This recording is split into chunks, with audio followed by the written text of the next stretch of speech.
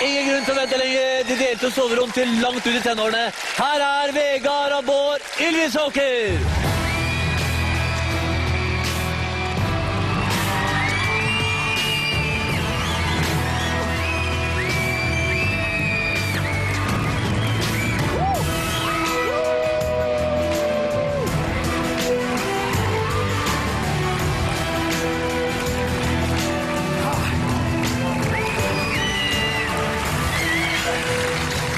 Jeg var inne med en ting, gutter, at da vi skulle starte den programserien, så var det ingenting som tydet på, synes jeg, at dere var verdige motstandere for de som skulle konkurrere mot dere. Og jeg trodde pengene som var i premiepotten ville bare forsvinne ut av TV Norges lokaler. Men dere har imponert voldsomt. En applaus til disse to pinglete gutta som har vunnet så mye.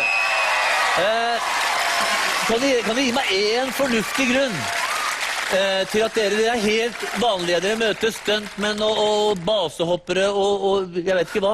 Ja. Hva i all verden er årsaken til at dere klarer å matche?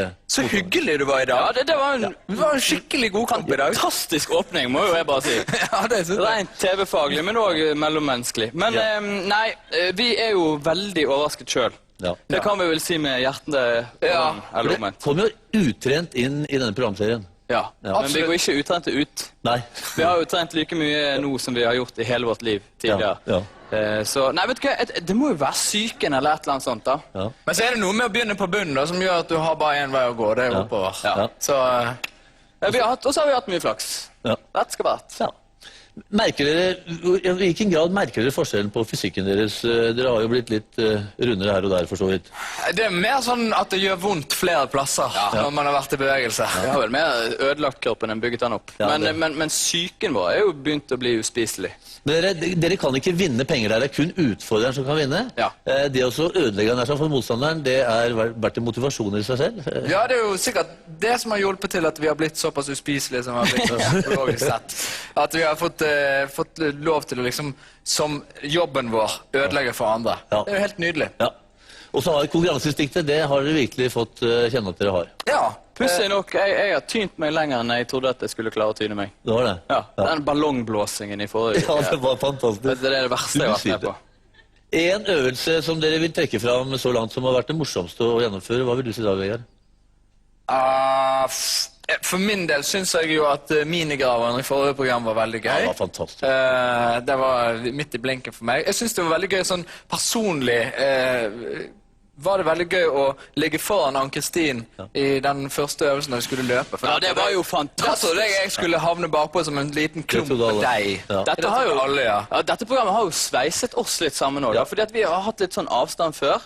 Det blir fort nok av fyren. Men han har jo imponert på mange måter. Sånn. Jeg har tenkt, så er han flink av og Men til. nå er det nok skryt. Jeg skulle bare være litt hyggelig, egentlig. Ja. Jeg trodde personlig at Bård og Vegard som skulle få slite mot veltrente utfordrere de har møtt så langt, men de har vist seg overraskende vanskelig å slå. Og her er litt om hvordan vi har funnet kveldens deltaker.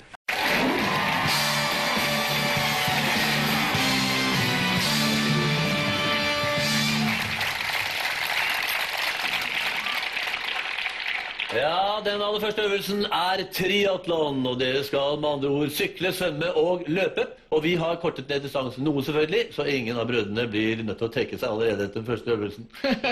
Reglene er enkle. Førstemann som tar seg gjennom løypa og tilbake hit i studio, har vunnet og blir belønnet med 1 poeng. Ja, det må dere skal starte her, gutter. Ja, jeg tror kanskje det. Vegard har jo vært i militæret, så han har kanskje litt kondisjon. Så jeg har syklet mye. Han har nok syklet mye. Jeg vil sykkelmilitær. Jeg tror kanskje det er Vegard som tar det, altså. Ja, jeg sykler med en datter i barnehagen i titt og ned, heter det det? Sånn cirka en gang i måneden, kanskje. Ja. Så jeg har noen legger og lår, så du ikke... Han er god på å gire. Jeg er god i å gire. La oss være ærlige. Ja. Bård, da kan du få lov til å sette deg der borte og følge brorsan. Ja. Vegard, Lykke til. du står her. Ja, og til å guide oss gjennom triathlonløypa og de kommende øvelsene har vi med oss ingen ringere enn et ikon fra NRK-sporten, Gunnar Grimstad. Ja, tusen takk, Fridtjof. Det var veldig hyggelig og vennlige ord. Og vi skal altså gå løs da på denne triathlon-øvelsen. Skal vi kikke litt på løypa som disse skal gjennom. Vi starter med 500 meter sykkel. Først på asfalt, og så skal de opp. Vi ser løypa her, opp på gressbakke. Her kan det være sleipt, og de skal inn i en høyresving, hvor det går an muligens å finte ut motstanderen. Men hvis du hindrer for mye, så kan du bli diskvalifisert. Så er det opp på toppen. Det gjelder å finne riktig gir, og så skal de ned den bakken, krysse veien, komme over asfalten, og så skal de opp i bassenget. Her skal de krysse bassenget på tvers. Det er 10 meter. Iskaldt. Og kommer du da med 100 puls og kommer ned i 4 grader, så er det kaldt. Så er det 250 meter sprint, hvis de har krefter og ork til det. Og i det hele tatt har muskler i beina, og så kommer de da inn til deg, Fridtjof, hvor du kan få lov til å kåre en vinner. Ja, jeg gleder meg til dette her. Nå skal de få på seg utstyret her, disse guttene. Sykkelen har kommet inn, og så videre. Kan vi ta en rask gjennomgang av poengsystemet, Gunnar? Det skal vi gjøre. Gjennom det avanserte poengsystemet kan ikke vinneren kåres før langt ut i konkurransen, og slik fungerer det. Den første øvelsen gir 1 poeng, den andre 2 poeng, den tredje 3 poeng, og så videre. Helt fram til øvelse 15, som dermed gir hele 15 poeng. Det skal totalt deles ut 120 poeng, og den første som kommer over 60 poeng har vunnet. Ja, da er vi straks klare her. Det er litt spesielt å tenke på, ja. Ja, den største utfordringen min var å ta på seg skoen. Ja. Klare å knytte den. Ja. Det gikk fint. Er du nervøs nå, Vegard? Ja, jeg er litt nervøs. Ja. Jeg bruker aldri å være nervøs når man er på TV og før forestillinger og sånt. Men nå, når jeg står med en sykkel, da er jeg nervøs. Og Thomas og motstander. Jeg kjenner det godt. Ja, gjør det. Ok, da er vi oss klare, gutter, til den første øvelsen. Ok. Vinneren får 1 poeng. Er dere klare? Yes! Klar, ferdig, gå!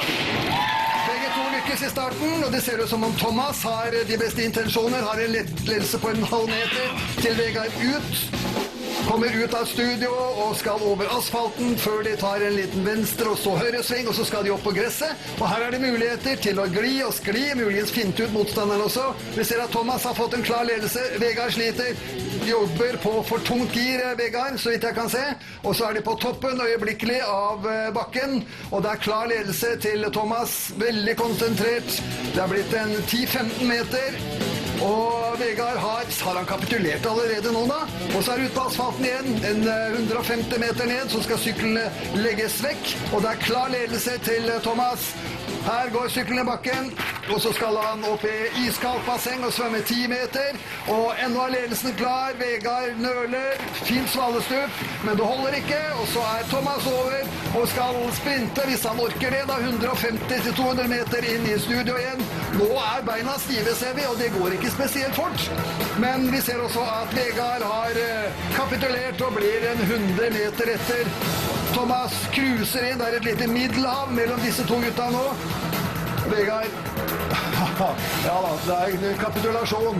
Han skal vel bare fullføre. Og så har Thomas våkna litt til liv og får litt mer fart i beina etter det kalde badet. Begynner å nærme seg studio. Vi ser at Hjelmen er litt på skjeve. Han har gitt det han kunne.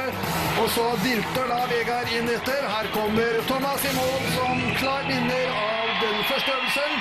Og så skal vi da se hvor lang tid det vil vare nå før Vegard kommer snublende inn.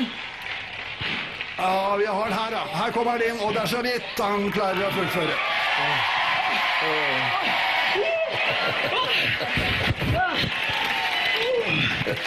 Ja, det var en kraftprøve, det der, Vegard.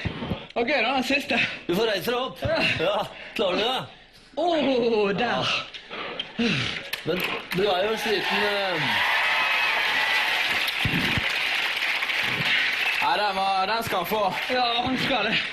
Jeg tror jeg skal vente litt med å snakke med Vegard, for han er... Men du er sliten du også, Thomas? Skjønner ikke. Hæ? Du skjønner ikke? Hva sier du?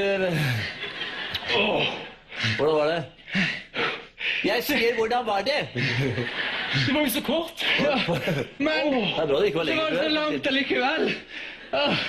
Kom jo aldri fram. Nei, du kom frem og spør meg, du. Hva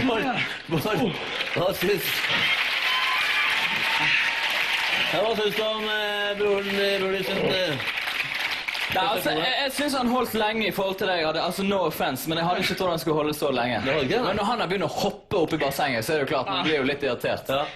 Ja, Det røk litt for meg da når jeg ser den geiten der bare blink. Vi tar en liten titt gutter, på hvordan det så ut på TV her. Gjerne Hoppet det. ut i bassenget, det var da voldsomt, men allerede i start. Her var du litt med, Vegard, men der... Og så vi ikke noe mer til deg. Jo, vi så med. Jo, der er du. Ja, vet du. Jeg er med i bildet. Det der, vet du, og Der, vet du. veldig Se aggressivt. nå. Det der. Det blir Men feil. samtidig, jeg får mye mer energi. Oi, ja. Stil. Bil! Det var det her, Thomas. Du begynte å bytte imot for deg også, for du er jo relativt sliten du også. Jeg er jo sinnssykt skitten. Ja. Ja. Det skal være det, tøft dette her. Ja. Du, Vegard, du var litt skeptisk før øvelsen her når du så Thomas. Følte du at du hadde tapt på forhånd egentlig i den øvelsen? Ja, på en måte, men det er et eller annet når du står her, så bare det kicker bare inn denne konkurransegreien. Og til og med på slutten, jeg kunne jo sluttet å løpe med en gang jeg var ute av bassenget. Ja, men da... Men du vil liksom bare kline på. Ja. Så jeg kommer ikke til å gi meg selv om han ligger litt for meg. Og det stupet ditt, det var jo genialt utført. Men det er jo 1 poeng. Det er jo ingenting! La oss Bare ett poeng. Ja, vi kan ta bare se poengstilling. Nei, altså etter første omgang av Thomas leder 1-0 over Ylgulf-gutta. Men mye konkurranse her. Her er øvelse nummer 3.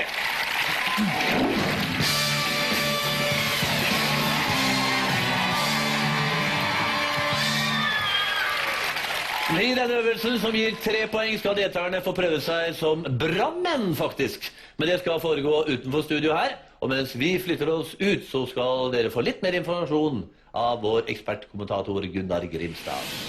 Brannslukking er ikke noen ny olympisk øvelse, men jeg tror dette skal bli veldig spennende. Stigen her er 22 meter høy. På toppen der er det montert en brannslange. Den pøser ut 350 liter vann i minuttet. Det gjelder da for disse to å komme først opp selvfølgelig i denne stigen. De er sikret på alle mulige måter, så de detter ikke ned. Vel kommet opp på toppen, så skal de begynne å pøse ned på disse 4 oljefatene. Og den av de to som klarer å slukke brannen i sine 4 fat først, har vunnet denne øvelsen. Ja. Det er høyt. Helsike. Thomas, du er ikke akkurat redd for høyder. Jeg er ikke redd for høyde, men jeg er redd for dette ned. Ja, det er selvfølgelig. Det er bra at du er det. Er dette en oppgave, tror du, som er... Jeg tror det passer meg greit. Ja, Jeg skal ikke gjøre det. Det vil jeg bare ha Har du bestemt deg allerede? Jeg er så glad. Ja, det er bare som skal gjøre det. Hva skal du gjøre? Jeg var så eplekjekk etter quizen, men jeg kjenner det begynner å... Jeg er ikke så eplekjekk nå, da. Har du høydeskrekk av barn? Nei, jeg har ikke høydeskrekk. Nei. Men her tror ikke du... Jeg må bare fokusere på noe helt annet enn høyden.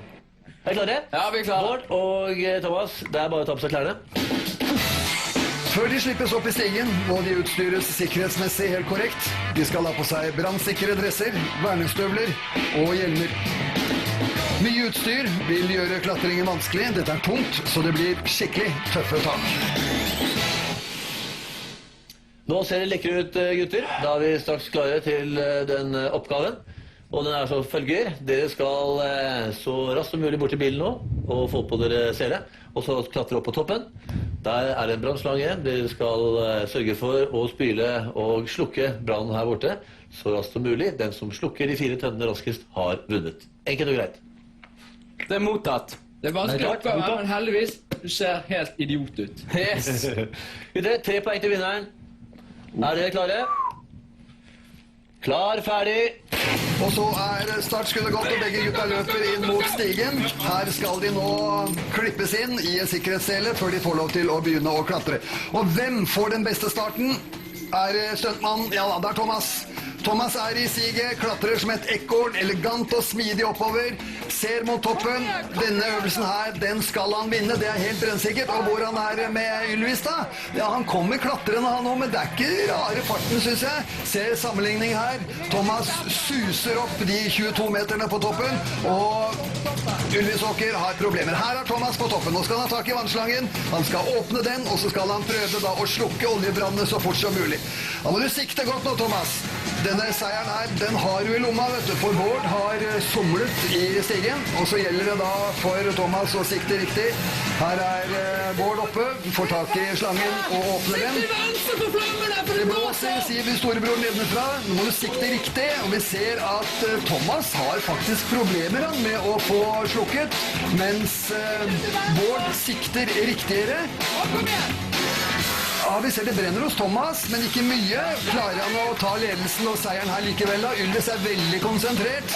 Veldig konsentrert. Og der ser vi det faktisk. Det er Ylvis Walker som har klart å slukke alle sine 4, mens det brenner fortsatt hos Thomas. Seier til Ylvis! Ja! Fireman! Fireman! Hvordan i all verden var det mulig? Han var jo langt bort. Hei gutter, jeg må komme ned. Fireman! Nei, det var surt det. Det var veldig surt. Hæ? Ja, det var veldig surt. Ja, det var det. Der skulle du vel egentlig vinne. Akkurat der. Altså, jeg sto med en knekk i stangen, visstnok, i hoften. Og det trodde ikke jeg gjorde noe. Nei. Jeg Du knekker i hoften. Nei, det var... Han sto med knekk i hoften. Nei. Bård, for deg så må dette være surrealistisk, for du så jo at når du var halvveis i stigen, så hadde han allerede begynt å... Jeg fatter ikke hva som har skjedd. Nei. Jeg klarte ikke å treffe et eneste trinn. Altså, jeg setter jo foten i stangen hver gang. Du så veldig patetisk ut, i hvert fall under. Jeg gjorde ikke det. Jeg følte meg sykt patetisk. Ja. Så du trodde alt var over, du, egentlig? Jeg trodde jeg var ferdig, og så bare prøvde jeg liksom å gjøre det jeg kunne. Ja. Og det var jo tydeligvis kick-ass. Ja. Men Thomas, det er mange øvelser igjen. Ja, heldigvis. Trøst deg med det. Og hvis du tar en liten kikk på stillingen nå, så er det altså etter 3 øvelser Ylvis-gutta som leder. Og de leder 5-1 over Thomas. Men mye kan skje. Nå, gutter, skal vi over til den 4. øvelsen. Og den 4. øvelsen, den heter faktisk Kloss Major.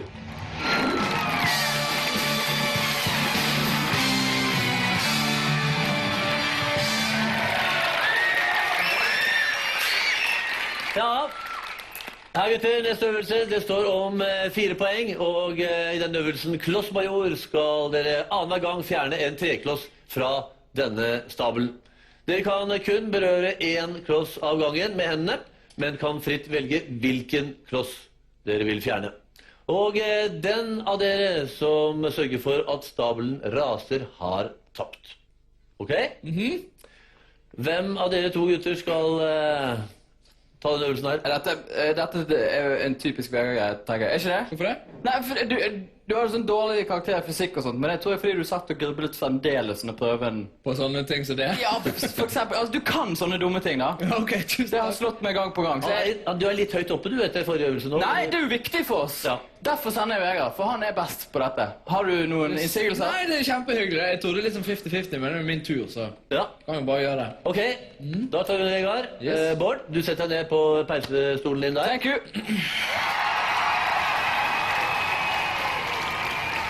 Thomas, du ligger under med 1-5, og dermed så begynner du. Lykke til. Takk, kjør i vei. Hjelma?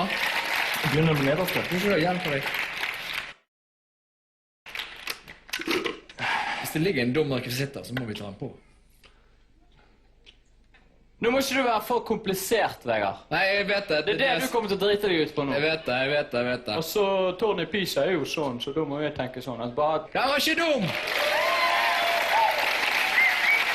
Det er ikke lov til å ta fra de 3 øverste radene, gutter, så dere må starte fra det stedet som nå Thomas startet. Gjerne starte under de 3 første radene, da. Kom igjen, Sku, kom igjen. Neimen, ikke kom Ja da, her, da! iskaldt. Hvem skal komme? Ja, men herregud da. Ja, men han satt plutselig veldig fast. Og Ja, men jeg trodde du mener at man skal ta en annen hvis den første sitter fast. Må jeg skubbe den inn igjen hvis jeg skal ta en annen? Ja, inn med den. Å, herregud. Det er greit nok, jeg godkjenner den. Du kan finne en annen kloss, men det tar jo litt tid, det tenker jeg. Ja, men det er greit, det. Der fikk du hjelp. Der fikk jeg satt ut den. Ok. Samme taktikk, en gang til. Der funker som en kule. Ja, så Ja da! enkelt. Det var ikke så vanskelig. Å, han gjør det ustabilt. Han gjør det. Veldig bra, Thomas. Ok. Veldig bra. Hva synes du han skal gjøre, Bård? Jeg tror kanskje vi skal Ja da! Hei! Iskaldt!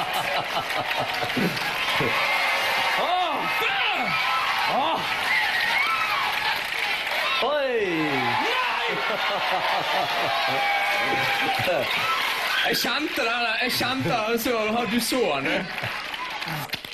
Hei, hei, hei, hei.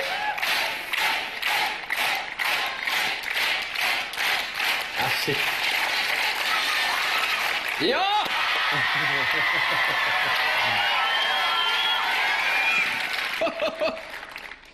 Nå har du bestemt deg nå, Thomas? Altså, hvis jeg tar en nå, så detter det jo. Nei, det gjør det ikke. Ja, så,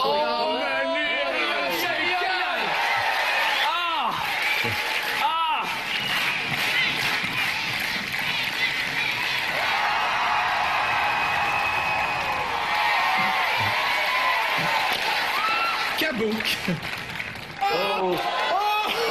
Oi, oi, oi, oi. Nei. Må bare holde på. hva synes du om Thomas' innsats, Bård? Jeg synes Thomas begynte veldig sånn her selvsikkert, men nå er han en knust lite barn, synes jeg. Nå er psyken helt pulverisert. Føler du at det er liksom metningspunktet er nådd nå? Nei, altså... Det blir en sånn her vag gelé av teori og... Ei.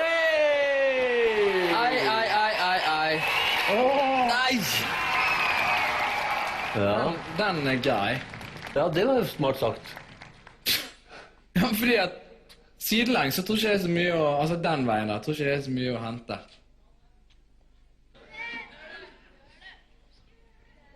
Du er skeptisk, du nå bare. Nei, jeg sier kos deg med den der og ta deg god tid. Altså, det er press på han. Det er ingen tvil om. Men spørsmålet er hvor mye det er. Du kan jo jukke litt hvis du vrir han om sin egen. Nei! Skjønner du? Skjønner du? Vegard, nå er du litt sånn smått imponerende her. Ja, jeg vet det. Ja, du vet det, ja. Og så kommer han, og så tar han... Ja, hvis han tar deg nå, så blir det... Det blir irriterende. Ja.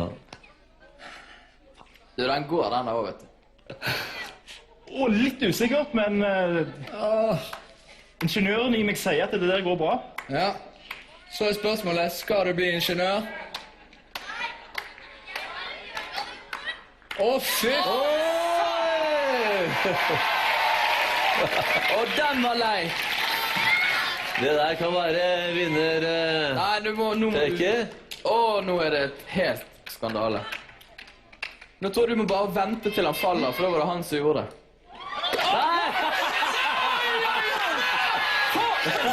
Demonstrasjon!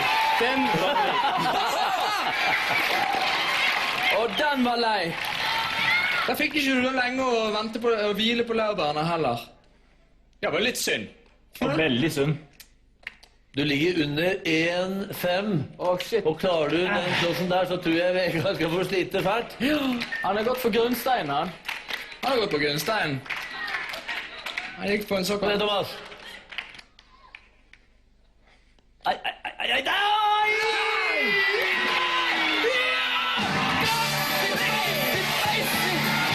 det var søvnende. Ja, nå er stillingen etter 4 øvelser som følger. Thomas har 1 poeng, Ylvis-gutta har 9. Men det er mange øvelser enn folk.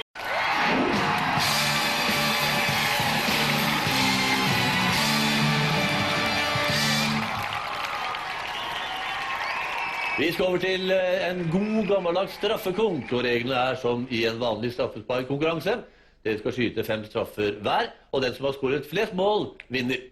Og til å stå i mål i kveld har vi fått med oss en keeper fra Stabæk og landslaget, Jon Knudsen!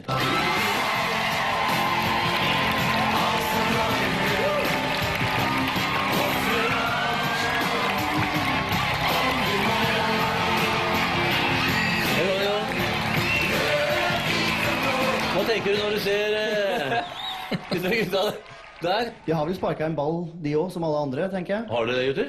Jeg har sparket borti noen. Tilfeldigvis. Jeg har gått på fotball i et halvt år. Det har jeg faktisk, det skal jeg innrømme. Thomas, hva med deg? Har du spilt mye fotball? Jeg har på 1 trening. En trening? Ja. Gikk det bra? Veldig bra.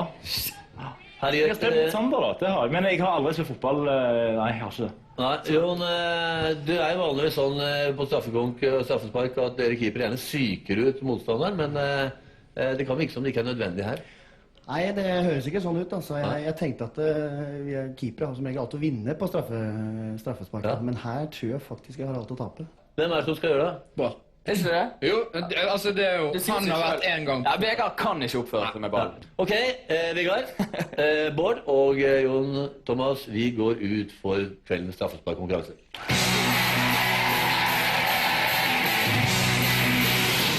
Da er det klart for straffesparkkonkurranse. Keeper Jon er klar, og det bør Thomas og Bård være også.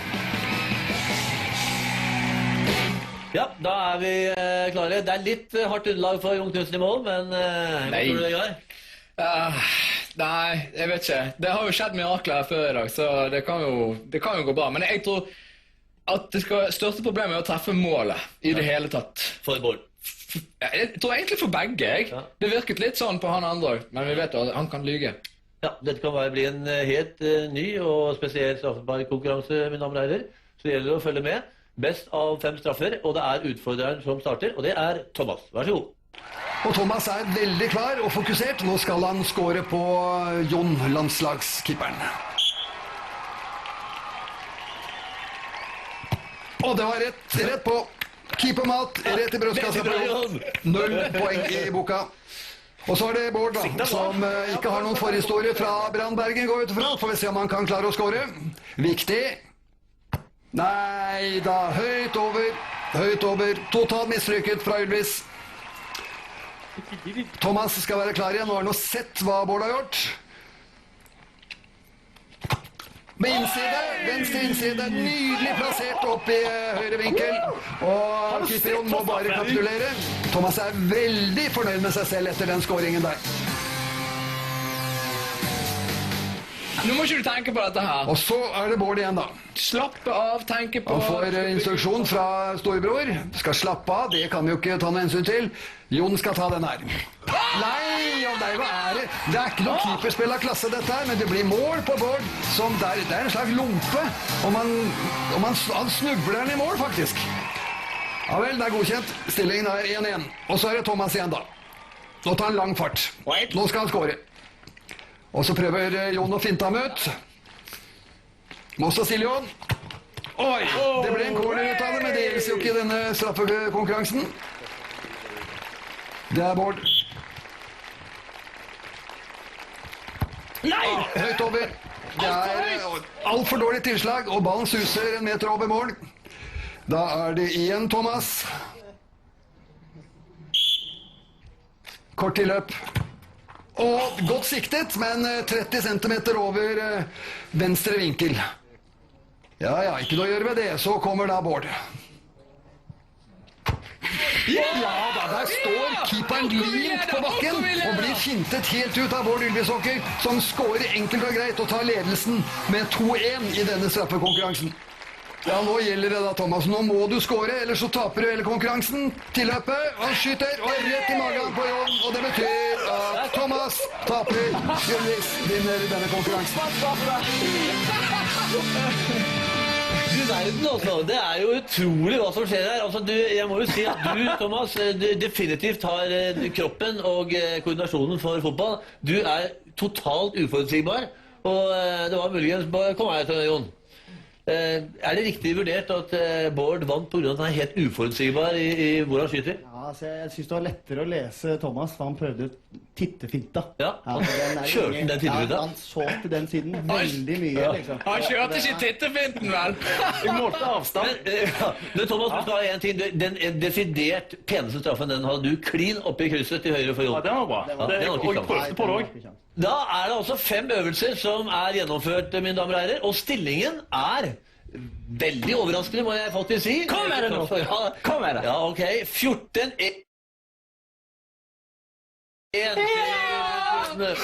Men det gjenstår uendelig mange øvelser fortsatt, gutter. Kom her, stå her. Vi skal inn i studien, og da dreier det seg om øvelse nummer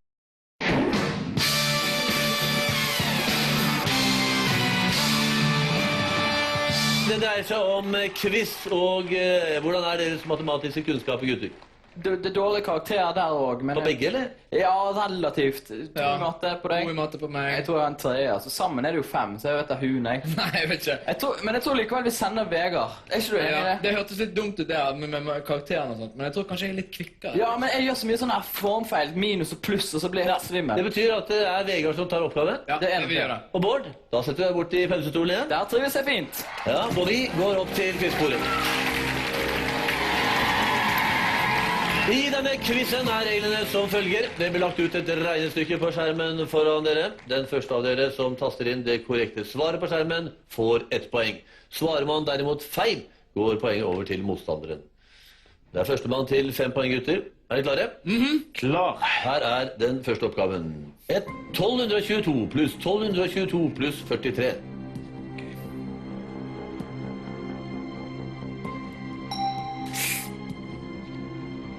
Ylvis, bror, hva svarte du? 2487. Og det er helt korrekt! Ja da! Gotcha! Vegard, følg med. Her er en ny oppgave. Kom igjen, Thomas. 9999 minus 1001.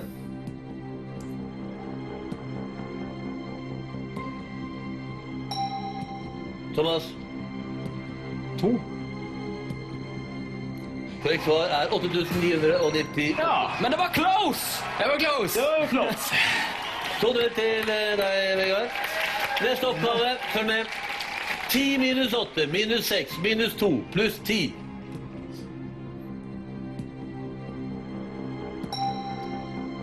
Tok lang tid. Vegard, du har svart. 4. Og Vegard, det er helt korrekt. Stålkontroll! Ja. 3 poeng, 2 gjenstår igjen, for du har vunnet også denne oppgaven, Vegard. Men Thomas, Nei, jeg må hør slå på nå. nå. Nå kommer du. Hva sa du han skulle Ikke si? stress. Ta tid. Nei, Vegard, følg med. Oppgaven er Ja. 3244 minus 334.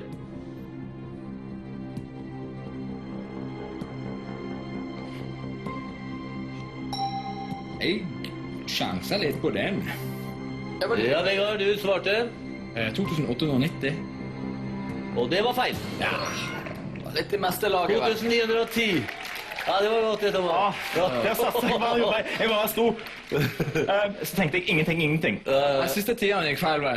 Ok, Beklager. 3-1 til Vegard. Følgende oppgave ligger på skjermen. 153 minus 75 pluss 9. Det tok så lang tid. Han måtte. Ja, det var noen som har det sovna.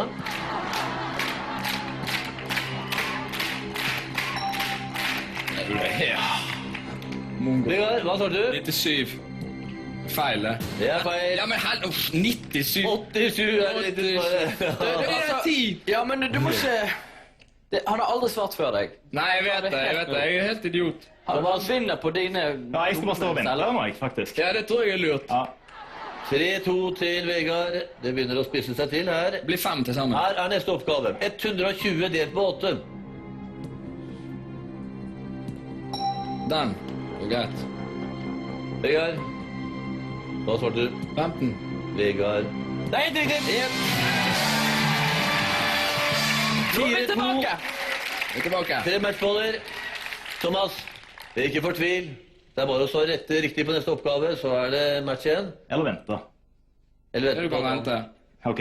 Ok, Ikke gi han noen ting nå. Nei, 4-2, Vegard. Du kan vinne denne oppgaven hvis du svarer korrekt på denne oppgaven. 252 ganger 7.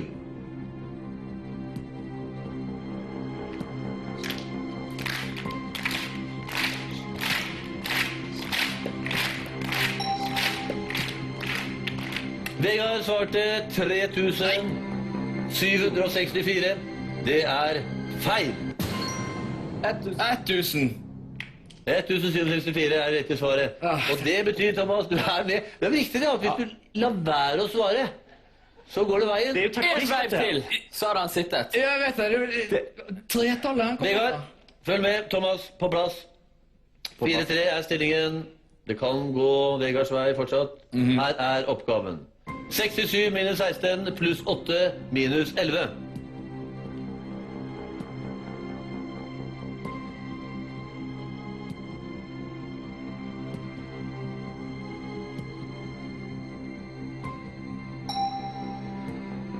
Vegard svarte 48, og det er helt riktig!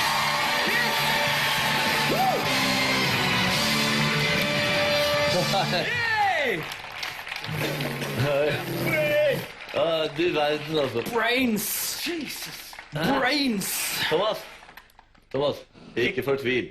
Jeg kjente liksom det å regne alene er hardt nok. Ja. Men det å sitte og regne med masse folk, da Ja, var det sånn ikke bare det. Nei, det er ikke det, altså. Nå er det en gang slik at det er fortsatt mange oppgaver igjen. Da håper jeg du sier sånn hele kvelden. Men disse guttene har de overrasket deg, eller? Nei. Jeg vet ikke om de kjører på flaksen, jeg. Nei! Ja, det var mye flott. Se på det ekle gliset de har. Hæ? Men jeg sa jo de var på Bergen. Vet du hva? Nå holder jeg med deg, Thomas. Kom her. Ja, det er godt. Jeg holder med Nei, deg. det er ikke lov. Nei. Vi har gjennomført 6 oppgaver, Thomas. Jeg har god tro på at du nå kommer til å like deg, for vi skal snart i gang med en oppgave som vil passe deg. Men aller først så skal vi bare se på det. Bare lukk øynene, ikke hør på dette her. Stillingen er som følger etter å ha 6 oppgaver her. 21 til guttene. Og jeg har telt mine.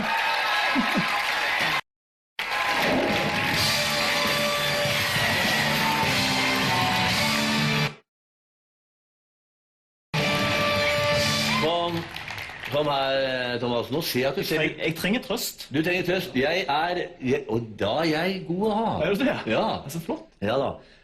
Og vet du hvorfor jeg er god å ha? Det er fordi at neste oppgave dreier seg om monstertruckkjøring. Det er fint. Det er fint. Det er fint, det blir gøy. Men du, er det heldig å gi en monstertruck til en mann som ikke er redd for å dø? Ja.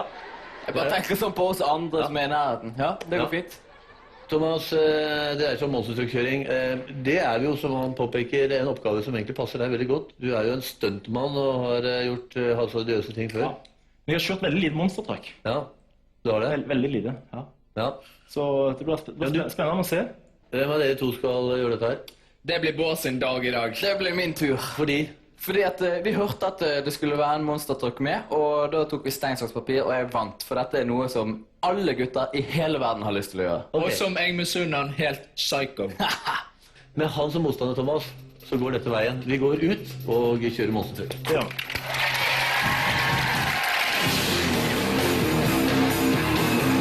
Dette snertne lille leketøyet veier 4,1 tonn, har 1500 hester og hjulbrede på 66 tommer. Nå skal de hoppe over 2 hinder med til sammen 4 parkerte biler. Følg med, her blir det bråk og fryktelig mye moro. Det er straks klart for monstertruckkjøring, øvelse nummer 7. Og hva syns du, Thomas, om dette her? Det er jo sinnssykt kul bil. Det er du som står bak disse bilene her sånn. Og, Ja, hva kan du si er den største utfordringen ved å kjøre disse her? vad ska man säga? Allting är ju nytt för om man hoppar med en bil är inte det vanligaste någon har gjort. Nei. Er det tungt å drive rattet der? Nej, det är ju helhydraulisk styrning så att du kan köra med pekfingret om man Så vill. det er ingen problem alls, va? Nej. Overleve, det er den største utfordringen for deg, Bård. Ja, det er nok det. Det tror jeg du klarer, men om du klarer å vinne denne øvelsen her også, det er jeg ikke så sikker på. Du skal i alle fall først ut, så lykke til. Tusen hjertelig Ta takk. plass. Jeg vil at familien skal ha huset og sånt. Bare så det er sagt. Det skal altså kjøres 2 hit her, og det er Bård som starter. Og så får vi se da om Thomas klarer å kjøre raskere enn Bård etterpå, og endelig klare å få litt flere poeng. Raskeste runde er vinneren. Følg med. Og her er det Bård som er ute og besiktiger kjøretøyet. Det må gjøres det også. Så ser vi at han har fått på seg en hjelm. Han har brannsikkert tøy. Og så skal han ned i denne bilen og spennes fast i en 6-punkt sikkerhetssele. Og så vinker han til de der hjemme og er klar til jobben. Nå har han 1500 hestekrefter å leke med. Er det noe rart at nervene ligger tjukt utenpå kjøredressen? Startmann Putte gir klarsignal. Bård er klar bak rattet. Masse hestekrefter å leke sammen nå. Fokusert. Virker veldig avslappet. Og så er det full guffe for Bård. Det går an å hoppe 15-20, men det blir ikke mer enn 5-6 meter. Ja, greit nok det, så runder han der nede i en U-sving og skal tilbake. Nå må vi se hopp da. Nå må komme igjen nå, full fart. Og så bare opp. Ja da, det er bra. Han har kjørt sikkert og greit. Ikke helt den store prestasjonen, men går inn på 13,76.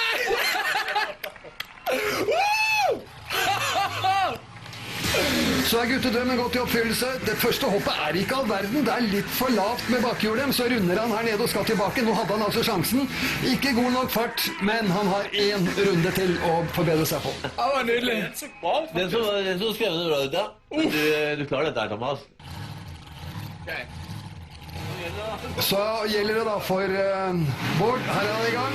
Må forbedre tiden sin og suser over litt dårlig første hopp, men kontrollert, og så inn i U-sving. Nå har han fått litt teken på det. Har altså 1500 hester å leke seg med, og siste hoppet går sånn passe, men det går ganske fort, og så runder han svingen her nede og går inn på 13.54, og det ny beste tid. Han hadde 13.76 i stad. Er du optimistisk igjen nå, eller? Jeg vet ikke, jeg har ikke sett den fyren. Nei. Altså, jeg tror egentlig at dette liksom første gangen vi ser noe sånt, så tenker vi, oi, det var fett. Men når han ikke redd for livet sitt. Nå skal vi se på Bårds kjøring totalt, og så kan jo de som tror de vet noe om det, komme med sine innsigelser og kommentarer. Her runder han på første kjøring, og har ikke særlig stor fart, men det veldig kontrollert og fint. Men dette godt nok til å slå råskinnet fra Sandnes? Altså, det så fett. Ja, ja. Alle burde kjøre Jeg misunner han så enormt akkurat denne. Men Hva er det som gjør at alle bør gjøre det? Hva er det man opplever det? Man opplever å bare ha kontroll over en helt enorm mengde med kraft. Men kontroll, du brukte jo lang tid på svingen da. Ja, jeg har ikke full kontroll ennå. Nei. Og da Thomas øyeblikkelig klar. Puttevirker ok. Der går den, og så fått et hopp, skikkelig, og du verden han brøler, og så snu, fort, han gir på, og så det nesten så han velter, og så bommer han på, og se her da, flott hopp, det ble 14.08, spektakulær kjøring, råmannskjøring, men ikke god nok tid. Han kikker litt på så død. Ikke på å, men det litt tøft da. Og så skal vi da se hva det var som skjedde med Thomas. Her kommer han full fart, stuper ut og gir på hele veien over og har litt problemer på sladdingen der, mister nesten sporet inn, men stuper ut på neste, skal ta tiden og brukbart hopp, men han for sent ute. Og så andre kjøringen til Thomas da. Bestetiden 13.54 ser vi, og nå må Thomas virkelig trå til. Masse hester under panseret, Thomas. Stå på, gi jernet, og det gjør han. Full fart over, kjempehopp. Nydelig åpning av Thomas, og så skal han ned. Det går litt sakte akkurat i rundkjøringen her. Og så kommer han opp igjen og gir på. Hopper langt, veldig langt, og suser inn på 11.79. Vinnertid. Og så skal vi se på kjøringen hans da, i andre løpet. Full kontroll, lange hopp, full fart, snur elegant, ingen sladd, og så han i ferd med å sikre seieren her på det siste og lange, fine hoppet. Kjempegodt gjort. Det sant, jeg også. Ja, det sant. Jeg tenkte, jeg måtte da. Ja, du måtte da, ja. Ja, men jeg følte den andre runden, eller den andre runden han kjørte. Ja. Det gikk så smooth, følte jeg. Ja, jeg tenkte at den var bra, men ikke når jeg så din, fordi at det var klart det. Hvordan var det å kjøre? Ja. Det var så kult at det var helt fantastisk. Bård sier at alle burde få lov til å kjøre motortøy. Ja, faktisk. Det burde være sånn lov. Ja. Alle bør få kjøre motortøy. Så jævlig. Ja, da vi altså slik at endelig kom Thomas på banen igjen. Han vant den 7. øvelsen, og da stillingen som følgende. 20 poeng har Ybils-gutta fortsatt, og nå har Thomas 8 poeng. Og det altså flere og flere poeng for hver øvelse som går. Neste øvelse den 8. Den gir 8 poeng, og da kan det bli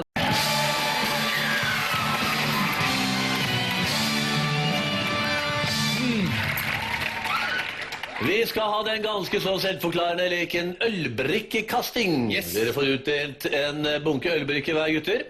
Og som dere da annenhver gang skal prøve å kaste i denne beholderen som står der. Den som først får 5 treff vinner øvelsen. Har du forstått det? Yes. Denne øvelsen gir altså 8 poeng, og vinner du nå, Thomas, da det 20 mot 16, så da begynner det å bli ordentlig match igjen. Det høres godt ut. Hvem av dere skal ilden nå? Skal vi fortelle en historie fra sannheten, fra virkeligheten? Er den relatert? Ja, den selvfølgelig er relatert. Det kan jo dramaturgi. Poenget at en gang så fightet meg og Bård med hvem som kunne kaste sånne hotellnøkkelkort på hverandre hardest. Han kastet et i hodet på meg sånn at det begynte å blø. I bakhodet? I bakhodet. Hey! Så her ingen tvil. mister Ja, nøkkelkort. men hvordan klarte han å kaste den i bakhodet på meg? Snudde jeg rundt? Nei, for jeg løper jo livredd. Å nei, en mann med et nøkkelkort! Lange dager på turné. Ja, jeg skjønner det. Men ok, da er det Bård som skal ta seg oppgaven, og Ja. du, Vegard, på plass der borte Lykke til. i penselstolen. Dette nailer du. Lykke til. Tusen takk. Dette går ikke bra. Bård, Ja. du skal få lov til å begynne denne øvelsen. Skal jeg få Du begynne? skal få presset på deg aller Ok. først. Få bort og hente meg noen Ja, brikker. nå da, henter jeg gjerne. dine møllbrikker. Så du var treffsikker i ungdommen, du også? I Bård? ungdommen var jeg det. Ja, Men det som er at dette er jo helt andre avstander. Det er snakk om. selvfølgelig. Det er mye kortere. Det er mye kortere. Ja. Dette er jo noe man ikke på en måte kan kunne. Man må bare håpe at han tar feil i der. Skal jeg begynne? Ja, bare begynn, du. Jeg ventet. Først Du må de skal ha de vente. pistolene. Jeg tenkte det kom et eller annet sånn her kanonskudd. Nei. Yes!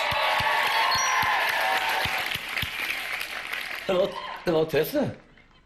Synd. Og han går for den. Nedvippen. Det kommer til å funke, det. Natt! Nei! Ja. Ja. Nei! Men nå... Ja, jeg kjente Du han! bare Jeg kule kjente litt, han. ja.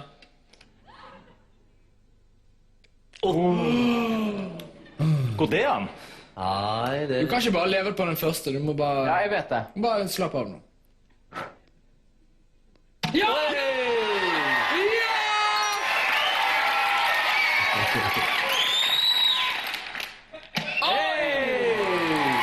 Gå igjen. Får vi se om du har Du har overtaket.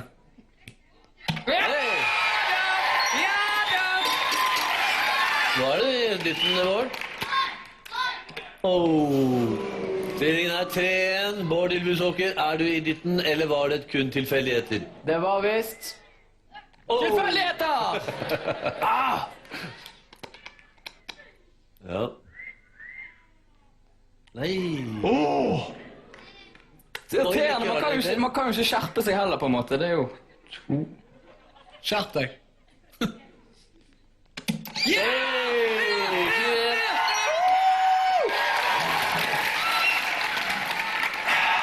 Du trenger ikke å coache engang, du.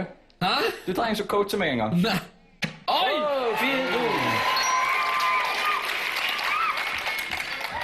Miss.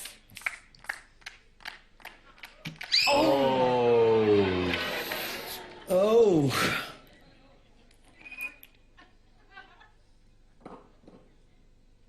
Nei! 4-3. Det går til 6.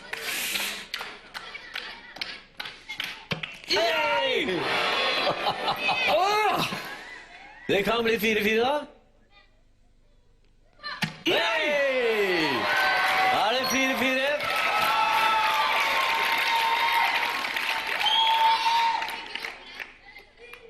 Nei! Ja, Thomas, kan du vinne? Hvordan klarte du... Nei, ok. Du er kjempeflink, Bård. Matchball Thomas.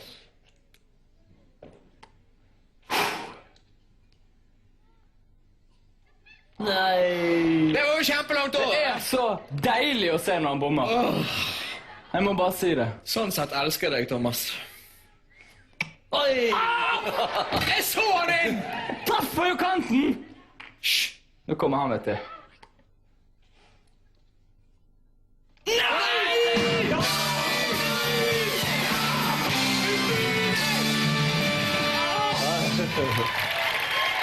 Ja, kom inn her.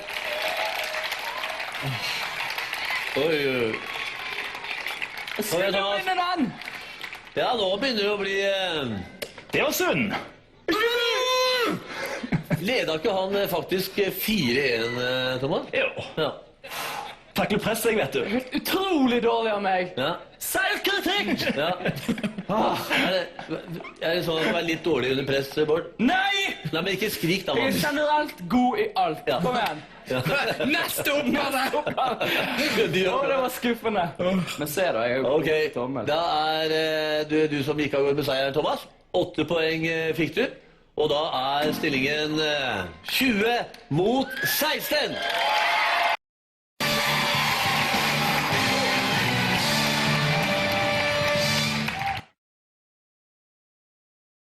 For første gang her i Hvem kan slå Ylvis skal det konkurreres om en tosifret poengsum, 10 poeng. Og som dere ser her, skal det nå konkurreres i å sage og hugge tømmer. Hvem av dere vil svinge øksa? Jeg har ingen erfaring med vedhoggeri. Har bror din da? Han har, ja, og i tillegg så er han veldig aggressiv. Jeg husker en gang jeg kom hjem fra skolen, så hadde han bommet på en eller annen kubbe eller noe, så kom først kubben, uff, han visste ikke at jeg var i nærheten, og så kom øksen, gang, forbi, liksom, en meter for meg. Så jeg vil anbefale, hvis du vinner og han taper, å holde litt avstand. Ja, er det ikke best at han da setter seg ned der borte? Nei. Jo, rent sånn sikkerhetsmessig, men ikke poengmessig. Ja.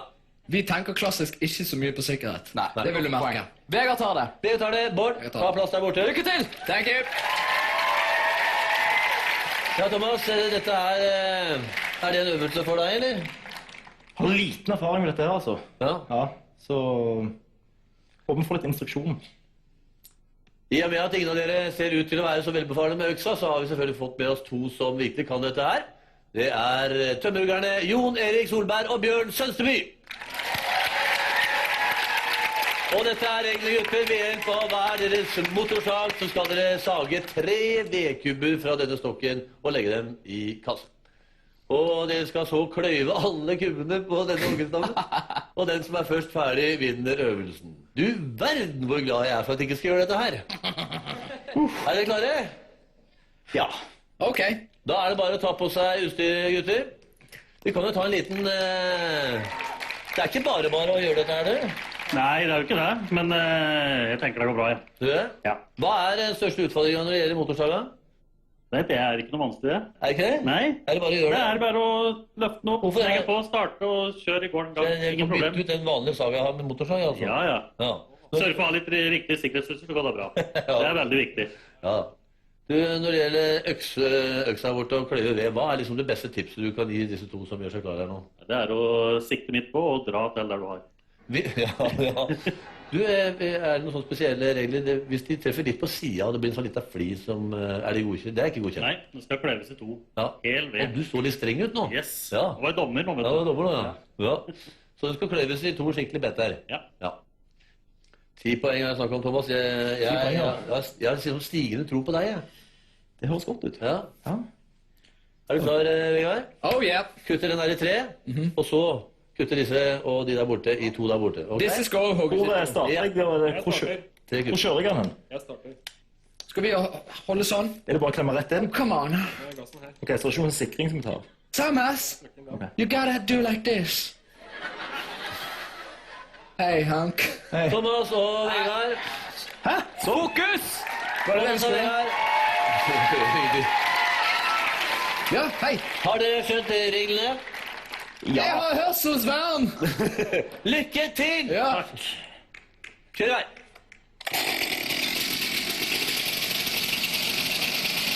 Klar, ferdig, sånn! Kom igjen da! Ja, da er gutta klar da, med verneutstyr og det hele. Nå skal de altså sage først 3 kubber, og når det er gjort, så skal de begynne å kløyve. Med kløyveøks. Solid, ordentlig grei kløyveøks. Skal vi se hvem som kommer best i gang, og det ser ut at det er Ylvis. Thomas fomler litt. Ja, det! Og Ylvis er i ledelse. De skal altså kløyve hele kassa med ved. Og veldig mye krefter som Thomas bruker dæljer til, men han har mye muskler, så han har kanskje anledning til det. Ylvis er litt smartere. Legger 2-3 på kubben av gangen. Og det lønner seg det, altså. Og så går øksa til Thomas i stykker. Det er en fantastisk situasjon vi har kommet opp i her, dere. Thomas, du, hva var det?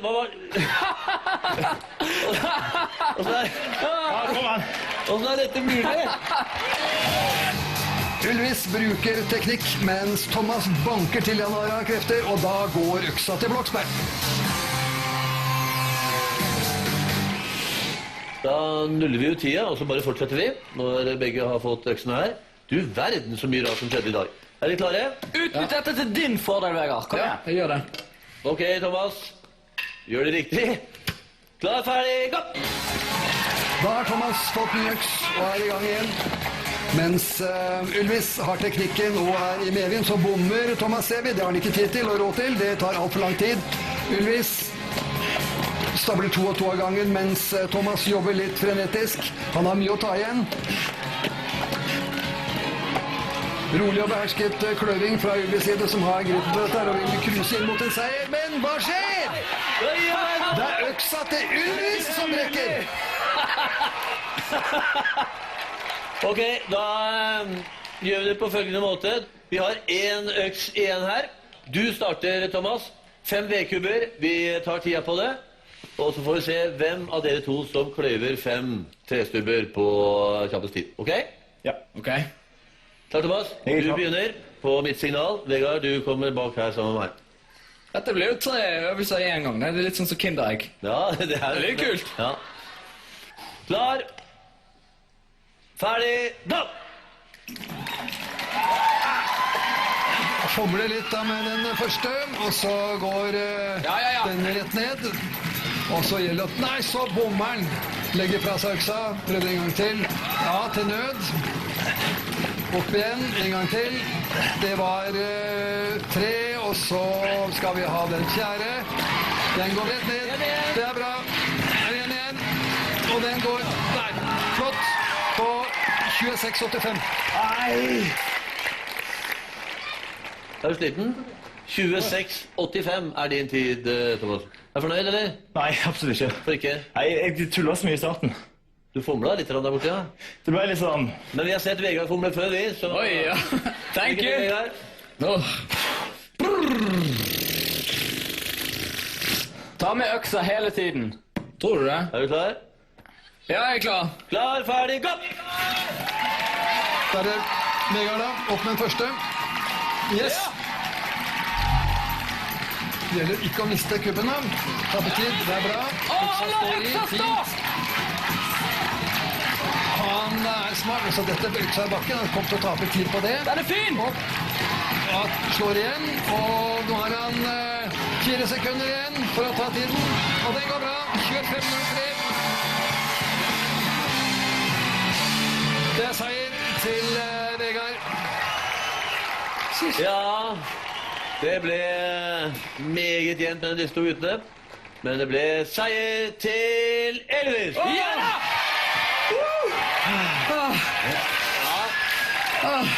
Ja, med seier i øvelse 10 er stillingen fortsatt i favør Ylvis. Overraskende nok hele 39 mot 16. Det var alt vi rakk for i dag, men konkurransen mellom Ylvis-brødrene og Thomas er absolutt ikke over. Følg med på de avgjørende øvelsene i morgen, og se om Thomas klarer å slå tilbake, og kanskje vinne de 250 000 kronene. Takk for at dere så på oss. Vi ser...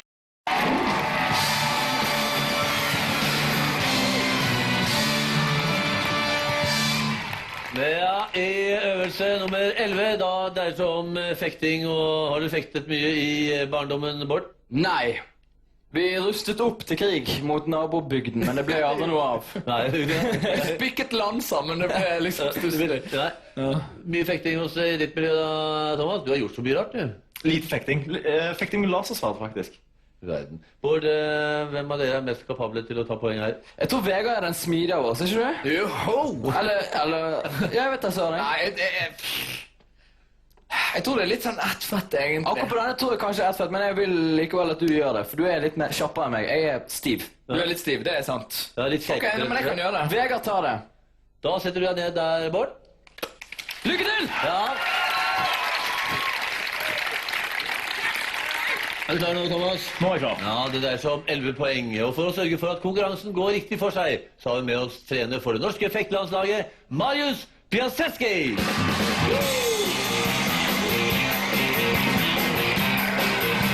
Hallo, Marius. Og da er det egentlig bare å ta på seg utstyr og i det hele tatt gjøre seg klar. Ingen av gutta har noen som helst erfaring med fekting, så det skal bli veldig spennende å se hvordan de håndterer korg. Det skal fektes på en pist, en matte. Man er godt polstret. Det er nemlig lov til å støte nesten overalt på kroppen. Fektere skal være avbalanserte og vurderende utøvere, så får vi se da om det gjelder våre to gutter også. Hva er det vanskeligste med det å fekte? Det vanskeligste er å finne timing til å treffe, og glemme ikke og bli ikke truffet. Ja, men det ser lett ut da, bare finte sånn og så... Hvis de som har sett fekting litt grann på TV, det er veldig mye bevegelser og veldig lite action. Fordi alle bevegelser forteller hva vi skal gjøre. Og da er poenget at vi skal vise minst mulig og treffe oftest mulig. Men ikke noe susp. Noen menn bruker ikke, de som er sterke bruker ikke. Men Thomas, skal vi ha en liten sånn understanding på akkurat det der susp-området? Nei. Stuntmann. Ja, men nå er du snart klare her nå, Marius. Skal vi gå bort her nå? Megen og degen. Jeg må koble meg på. Du ser litt kul ut, da. Ja. Det er jo første gang i programserien. Nei, det er jo ikke det. Men du ser liksom pro ut når du har det utstyret, da. Det er litt gøy. Så høy fallhøyde, da, med andre ord. Jepp. Yes. Oi. Ja, da er vi klare her omsider, Marius, og reglene er, gutter, som følger. Den som først treffer motstanderen 7 ganger har vunnet denne øvelsen, og seier gir hele 11 poeng. Er vi klare? Start og fekte. Ja, det er altså Marius da, som styrer resultattavlen. Alt, stopp. Der var det allerede et stønt. Og det var godkjent. Støt for Thomas.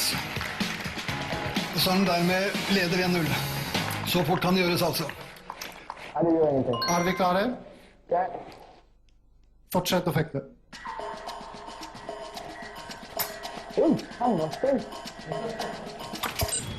Nei! Og der er Thomas klar igjen. Godkjent støt. 2-0. Kjempeåpning av Thomas. Nå har du muligheter. Ok, ikke mist foten nå. Er vi klare? Det ser egentlig ut som han bare... Fortsett å fekte. Alt, stopp. 3-0. Her ser vi at Thomas skårer på sin aggressivitet. Bård blir faktisk feid av banen. Han virker litt voldsom i måten å gjøre det på, men det er lov det, altså. Det er lov i den grad at vi berører ikke motstander. Jeg tror nok at Thomas har sett en del på fekting og vet at dette kan være måten å gjøre det på, men jeg vet ikke om det stormløpet går en gang til. Skal vi se. Er vi klare? Fortsett.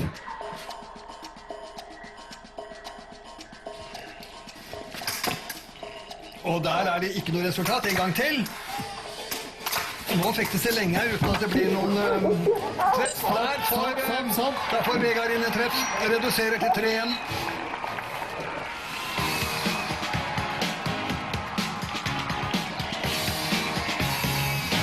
Nå! 3-1.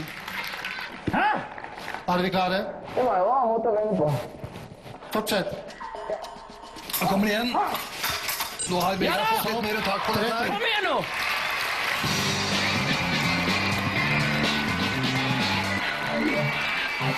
Og det er 3-2. Vegard haller innpå. Fortsett. Nå må du skjerpe deg, Thomas. Og det er treff igjen for Thomas, som er utrolig aggressiv og har litt heller på sin side.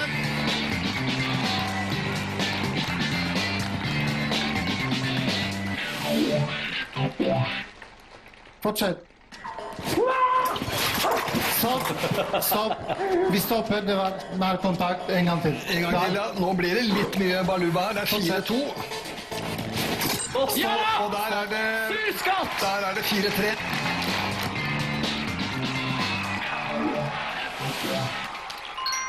4-3. Klar. Fortsett.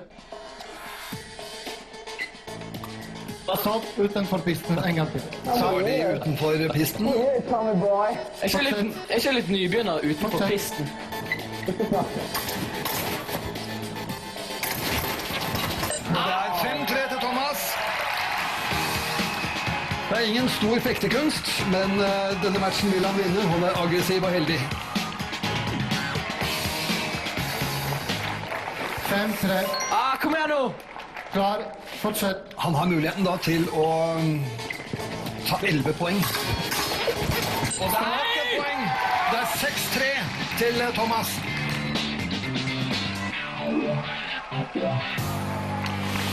Du er for passiv, du må hit! 6-3. Klar. Løpe på! Fortsett. Ja, han er utrolig energisk nå, Thomas. Prøver å fitte. Stopp,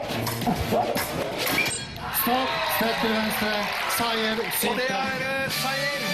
7-3. Kom igjen, dere ferdig nå, Thomas. Kom igjen. Det ble seier til deg. Det var... du var voldsomt aggressiv. Du var nesten brutalt sint. Jeg ble litt sint. Ja. Litt sint. Hva ble du sint for da? Jeg tenkte det kom en fyr mot meg med sverd. Ja. Ja, men det er jo logisk! Du så ut som du var på kaffebesøk. Ja, men det kom en fyr mot meg med sverd. Ja, men han kom jo løpende hit. Du må jo løpe tilbake. Det kom ikke en fyr med sverd mot deg. Det var en som kom mot meg. Å, det var skuff. Ja, det var skuffende. Marius, takk for at du kom. Det var vel en litt uvanlig fektekonkurranse dette her? Ja, det var det. Spesielt at vi hadde ikke peiling på forhånd hvordan vi skal fekte. Det var absolutt improvisasjon. Ja. Og det var ganske bra. Det så ganske bra ut. Ja, vi skal se litt på innstillingen nå, for med seier til Thomas 11 poeng, så er det brått blitt mye mer spennende. 39-27 er stillingen nå.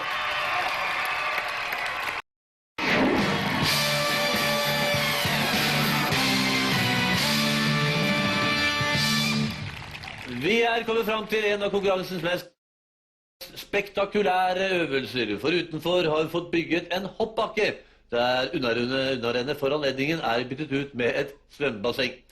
Dere skal få hoppe 2 ganger hver, men det er kun det lengste hoppet som teller. Med andre ord, den som hopper lengst, vinner. Bård, Vegard, hvem av dere skal gjelde nå? Nei, jeg har jo fektekostyme på meg, så det går jo ikke. Nei. Så det må bli Bård. Ja. Nei, men han er mye bedre på sånne ting som det, så det er vel ikke noe tvil, er det det? Ja, altså, igjen, snakk om marginer, men jeg tror ikke Vegard har stått noe særlig på ski i det hele tatt. Da er det du, Bård, som skal gjelde mot Thomas. Vi beveger oss ut i det fri. Og dette er altså en hoppbakke med 12 meters tilløp. Det har vel aldri vært tenkt at det skulle bygges en hoppbakke her oppe på Hellerudsletta, men her står den i alle fall. Vi ser at i tilløpet så er det en grønn matte. Det ligner litt på gress, det er mer plast. Den gir en fart på ca. 40 km nedover her. Ganske bratt. Det går an å ploge. Og overgangen mellom tilløpet og hoppkanten er ganske snedig. Det er kort og heftig, og det er spredt opp slik at man kan klare å få litt meter ved å bruke opptrekksstilen som man gjorde i gamle dager. Det skal bli spennende å se. Da står vi på toppen av hopptårnet, og jeg vet ikke hvem som er mest engstelig her. Jeg tror nesten det er deg, Bård. Det er mulig at det er bra erfaring å ha basehopping og turn akkurat i denne øvelsen her. Ja, for du har aldri hoppet på ski før, eller? Nei, aldri. Altså, jeg har ikke veldig høydeskrekk, men det er jo bare en rasjonell frykt. Jeg skal jo liksom ned her på ski. Jeg kommer til å slå meg helseløs. Ja, det kan hende. Altså, det Ja. Du gruer deg. Disse poengene går til Thomas. Nei, du må ikke gi opp med en gang. Ikke det. Jeg skal gi så gass. Ja, du må... Thomas, du er jo stuntman og vant i store høyder. Du basehopper i det hele tatt, så dette er vel nesten bare barnemat for deg, rent høydemessig. Ja, det gjør det jo, men det er jo fremdeles konkurransesituasjonen. Ja. Der det meste kan skje. Ja. Så... Er du redd for å falle dette på hoppkanten? Nei. Nei, akkurat det bekymrer jeg meg ikke for. Nei. Og med stilboard, er det det du skal... Nei, men gi deg. Altså, jeg skal overleve dette her, og jeg skal jo prøve å komme så langt som mulig, men... Ja. Du må jo komme så langt som mulig. Jeg kjenner det nå. Det er akkurat denne kjenner jeg. Er det noe du sier, Thomas, rett før vi setter i gang her? Nei, jeg håper du tryner nå og bare faller ut fra. I like måte. Ok, Bård, du skal begynne. Jeg går ned og tar imot denne bassengkanten. Yes! Takk skal du ha. Takk skal du ha. Resten av utstyret skal på plass, nemlig flytevest og hjelm. Nedslaget kommer nemlig til å kreve polstring. Ja, Bård var ikke så videre optimistisk stå på toppen nå, Vegard. Jeg skjønner veldig godt. Hvor er det? Nei, altså han står på en sånn 12 meter høy greie. Det er galt nok i seg selv. Han skal hoppe mot en fyr som kan turne, han kan hoppe, og han er stuntmann. Og det finnes ikke hoppbakker i Bergen. Nei, i hvert fall har ikke vi prøvd det. Han er våghalsen av oss, så han er den riktige av oss. Ja. Men jeg vet ikke om det er Vi får se her. Bård! Hei! Du kan hoppe når du er klar. Og lykke til! Dette er det verste jeg noen gang kommer til å gjøre. Ja, det vindstille i bakken, gode forhold, og vi vet at Thomas har smurt skiene sine med såpe for å få minst mulig friksjon, og det altså Bård klar, og nå slår pumpa.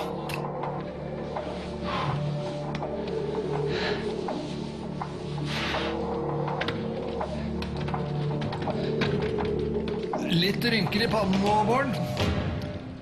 Og så går vi utfor, og så suser vi utfor, rett foran, og så går vi bang! Det var et fenomenalt hopp! Det så jævlig ekkelt! Altså, de øverste 5 meterne så det helt ok, og så tenker du bare, jeg kommer til å dø. Oh, Jesus! Og så har vi Bård igjen da, ploger nedover med dødsforakt i blikket, lander som vi ser på ryggkulen, og vel glad for flytevest og hjelm. En gang til, og så får vi lengden hans på 8,52. Det fantastisk godt gjort. Og her ser vi nydelig nedslag. Alt etter boka. Hvordan var det? Det var så blanding av sånn lettelse av å overleve, men samtidig så innser jeg at det holder jo faen Lett å overleve når du kommer på ryggen. Ja, men det sykt skummelt. Altså, det helt utrolig. 8,52. Du landet på ryggen. En av mine beste tider. Nei, lengder. Ja, det lengder her, skjønner du. Du går opp en gang til. Jeg gleder meg til å se deg prøve enda en gang. For en terror. Jeg så glad jeg Jeg skal klare lenger. Hva var det jeg hadde? 8,52, og nå det Thomas som skal prøve. Faen med 8,53. Og da Thomas klar. Nå skal han lenger enn 8,52. Stil jo ikke til å tenke på. Det gjelder bare å komme langt. Og så må han passe på overgangen inn til hoppet.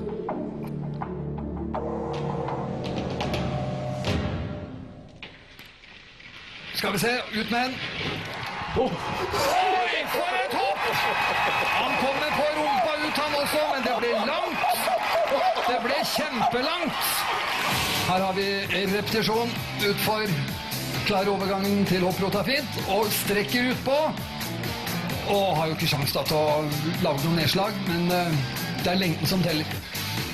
Ja, vi hadde jo forventet lengde på ca. 10 meter, ut fra ekspertkommentarer her, men og det skulle vise seg det holder bra. Ja, gratulerer, Thomas. Det var et veldig bra hopp det også. Men du tok liksom en sånn Ylvis-variant der, Ylvis-nedslag. Lille Ylvis. Ja, men det var ikke sånn det skulle gjøres, altså. Nei. Jeg synes jo på en måte det var litt synd for deg da, fordi du hoppet jo et veldig morsomt hopp, men Bård hadde på en måte sprengt den ballongen litt før på kvelden. Jeg gjorde det, men 10,20, Thomas, var veldig, veldig bra. 8,52 hoppet Bård i første hoppet. Ja, så det nesten 2 meter. Det er ikke bra nok. Det er ikke bra nok. Tror du ikke det? Nei. Vi får se. Ja, vi får se på det, skjønner du. For det som nå skjer, nå Bård klar på toppen igjen. Hvis han hopper lenger enn deg nå, da må han forbedre seg med nesten 2 meter. Og skjer det, da skal du få ditt andre hopp. Hvis ikke, så har du vunnet denne øvelsen. Ok. Det tror jeg ikke. Da ligger 12 poeng å vente på deg, Thomas, hvis Bård ikke klarer brasene nå. Bård, du klar? Ja! Lykke til, du skal bare forbedre deg ca. 2 meter. Liten ekstra, så du der. Da Bård klar, og nå vil han veldig langt. Han vil lenger enn 10,20. Får vi se om klarer han satsen. Utover! Nei, det godt nok dette her, jeg tror. Han lander nesten på skien, og det jo ikke meningen. Han griner litt da på nesa, ikke helt fornøyd. Her kommer han igjen, ser vi ut der, og så burde du sveve litt lenger. Jeg redd at dette kanskje litt for kort, Bård. 10 blank. Det 20 centimeter for kort. Du fikk 10 blank. Nei! Nei! Ja, men det Ja, Thomas.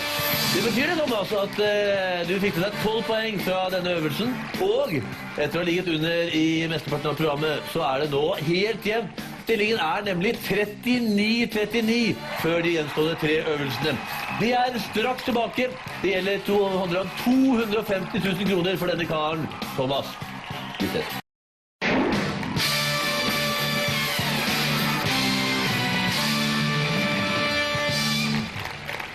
Og nå skal deres taktiske og logiske evner testes. Vi skal få hjelp fra en person i publikum som skal sette seg i denne vektskålen her. Dere skal så annenhver gang plassere et av disse loddene på motsatt vektskål. De står der borte og veier fra 1 til 15 kilo. Og har en samlet vekt på 120 kilo. Og den som setter på loddet, som får vekten til å tippe over, har tapt. Har du forstått reglene, gutter? Yes. Yes. Hvem skal begynne, Bård? Du kommer fra et spektakulært hopp. Ja, jeg tror ikke dette er helt min... Vegard, du kan jo en del sånne fly, altså sånn... Hvor mange pund er det i et kilo? Så det er sånn du kan. 2,2. 2,2. Hvor mange pund veier et US-gallon med bensin? 6. Vegard tar det! Ja, veldig imponerende. Vi skal ha også en fra publikum her som kan til...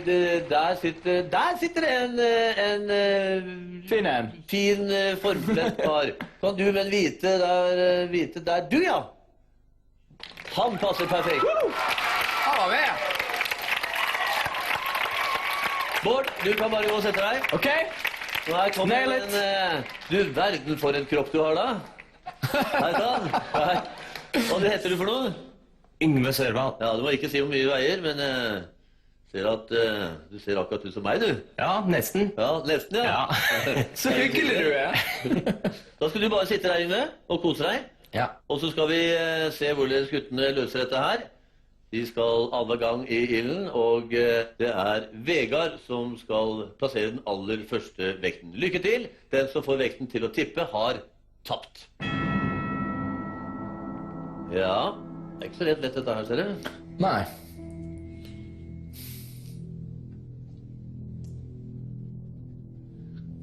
Har du noe taktikk, Vegard?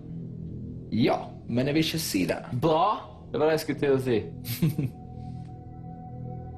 Oi, oi, oi, han velger 1 kilo. Veldig klokt. Syns du det? Jeg vet ikke.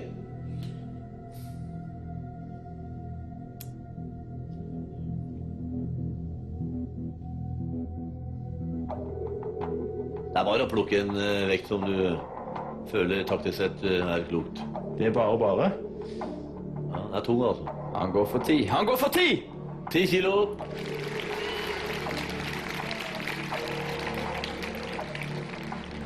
Ja, hva tenker du nå, Vegard? Nå ble du skremt. Jeg tenker at det er en utrolig enkel måte å få applaus på. Velge et lodd på 10 kilo. Ja. Du fikk ditt på 1 kilo. Ja, og jeg gjorde det, ja. Nei.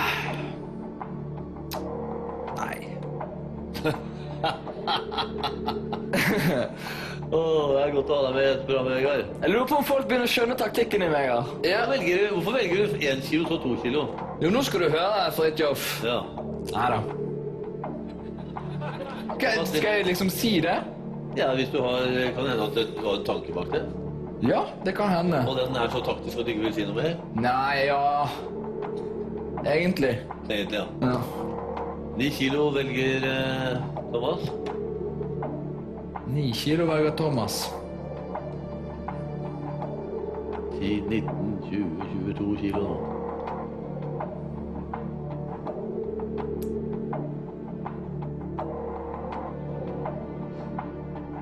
Da tok han treeren, ja. Ja, det der er Vegard Ylvisåker i gang. 3 kilo satt du på plass der. Det er Thomas som driver dette showet nå, synes jeg. Ja. Ja. Det er jo han som får fart på sakene. Jeg har ikke så mye innspill å komme med på denne øvelsen, kjenner jeg. Nei. Nei. Du føler at du er ikke involvert i taktikken her, eller? Jeg tror hele taktikken bare en bløff. Nå er vi spente, Vegard. Hvilken vekt velger du nå? Spenningen er til å ta og føle på. Du må jo tenke, altså regner du på hvor mye som ligger der, og hvor mye som er... Ja. Bra. Han er jo en god gutt, på en måte. Han er noen galen, for å si det sånn. Han er noen galen. Se der, vet du. Ja da!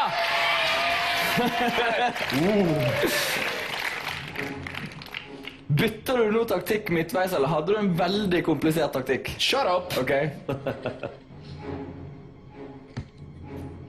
Hvordan er det med deg, Yngve? Du hadde ikke trodd du skulle være med på TV-opptak i dag? Nei, det har jeg ikke trodd. Nei. Skal du barbert deg, eller? Nei, det var derfor jeg ikke gjorde det. Du har dusja i dag? Ja. Ja, ja det er bra. 7 kilo går Thomas for.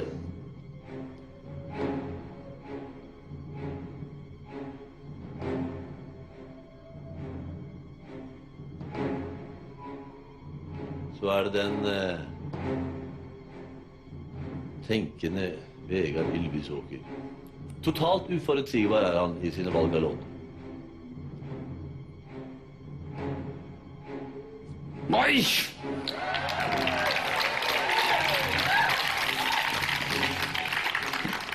Har du oversikt over hvor mange kilo det er nå, Vegard? Ja, det skal være 561. Stemmer det? Jeg kan ikke si noen ting om det. Jeg står bak her, og jeg følger nøye med. Yngve har inntatt hvil- og hvilstillingen med benet over der, ja. Jeg tror det tar tid, dette her. Han vet at det ikke er nok, han. Det må være over 120 kilo, det var veldig bra. Oi. Nå begynner lenken å strammes, så de sier. Det er det de sier, vet du. Hva vil du ha det her, da?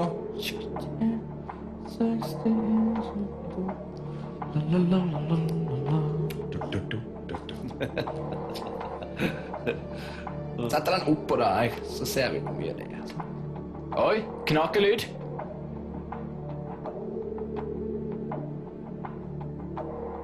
Vi har en fordel nå. Nå må han enten gå for en gibba, eller så er det 2 lette vekter igjen. Ikke snakk så mye! Jo, det er sånn det er. Ja, men han trenger jo ikke få vite at det er sånn det er. Jeg bare sier at det, jeg sier bare at det ser alt mulig, han. Ja, men jeg sier at det ser mørkt ut for han. Ja? Det er jo fint. Ja, men det er fint at han tror at det ser lyst ut, så bare kjører han på. Det er 40... Se her, vet du. Se her, vet du. Oi!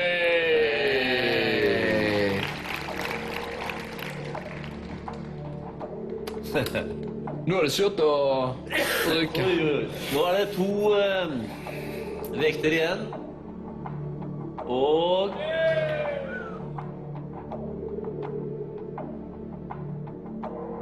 Nå er det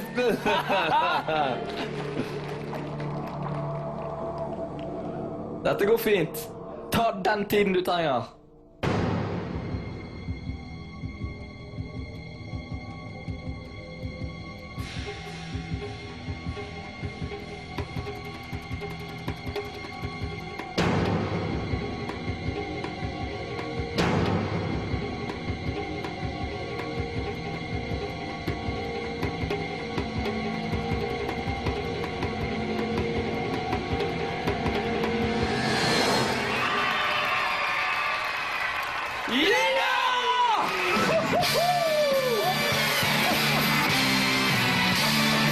Så høyt oppe du var! Ja, gratulerer, Bård og Vegard. Det ble 13 poeng til dere. Dette ble en dramatisk konkurranse med hårfine valg. De entusiastiske 20-guttene fra Bergen hjelper hverandre under hele konkurransen til nok en seier. Og Thomas trekker nok en gang det korteste strået. Var det så gjennomtenkt der, eller var det tilfeldigheter? Nei, det var det jeg hadde tenkt. Jeg hadde tenkt å kjøre ut med de letteste først. Ja, det får vi. Og håpte da selvfølgelig på at han ville ta tunge, sånn at ting fylte seg opp. Ja. Og så, når jeg merket at liksom, ting gikk litt i gang, så tok jeg de tunge for å bare skyte litt fart, og så... Okay. Stålkontroll! Stålkontroll! Thomas, dessverre for deg, må vi se på stillingen, hvordan det ser ut nå etter 13 øvelser. Å nei! Det er bare slik at du ligger 13 poeng bak da.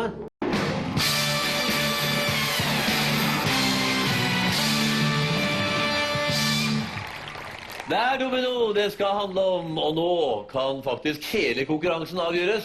Hvis Ylvis gutta vinner, får de over 60 poeng, så nå gjelder det å gi alt. Dere får 3 minutter til å sette opp flest mulig dominobrikker på rekke bortover planken, men den som har den lengste rekken når tiden er ute, er ikke nødvendigvis vinneren. Dere skal nemlig rase dominobrikkene til slutt, og den som har den lengste raden av raste dominobrikker vinner. Slik ser det ut, dere. Nettopp. Ja. Hvem har dere spilt mye domino, dere gutter? Og vi har spilt mye domino. Ja. Det har vi vel ikke, men det hadde vel heller ikke hjulpet, tenker jeg. Nei, det hadde vi ikke det. Meg eller deg. Jeg tror du er litt sånn ustødig på hendene, ikke du? Det, ja. Ja, men det er ikke litt sånn her... Nei, jeg tror ikke det. Jeg tror det er litt sånn Thomas, hopper vi 50-50. på der. Du, hvordan er vi nerven nå? Nei, nå er du veldig spent. Ja. Nå må jeg jo klare dette her. Ja, så klarer du det, så er det fortsatt en mulighet til å vinne 250 000. Sant? Helt klart. Ja, du ser nervøs ut nå. Ja, nå konsentrerer jeg meg. Nå er jeg konsentrert. Ta rotta på det nå, Thomas. Bård og Vegard, hvem av dere er det som skal i ilden i denne kanskje avgjørende øvelsen? Nei, vi er litt usikre. Jeg kjente jeg hadde litt lyst til å... Men jeg har også litt lyst til å ta den. Ja, men du... Ok, jeg tok forrige. Ja, jeg tar den. Ok, Vegard, da setter du den der borte. Nå har vi han. Det er ingen vits å pinne hverken deltakere eller publikum, Thomas og Bård. Hyggelig. Lykke til. Yes. Måtte den beste vinne. Måtte den mest charmerende vinne. Inntil plassene, gutter. Yes. Her er plassene. Det er der, ja. Den kan vi ta med oss. 3 minutter fra nå.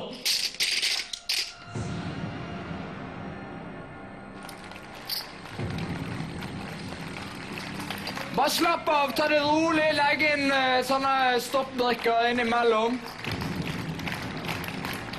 Ikke overivrig.